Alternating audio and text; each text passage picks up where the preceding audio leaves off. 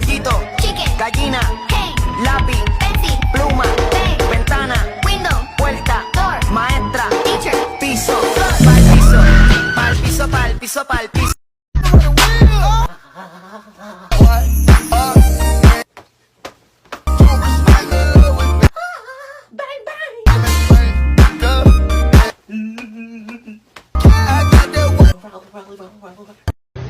Y hagan de cuenta que hoy, hola, soy soltera y me llamo Crayola y me pinto sola. ¡Ay, ahora! ¿A quién le decís perra? Es que a quién le estoy diciendo perra.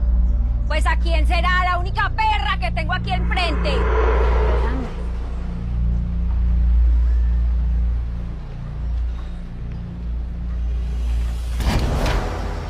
Un paso más y se la descargo toda en la cabeza.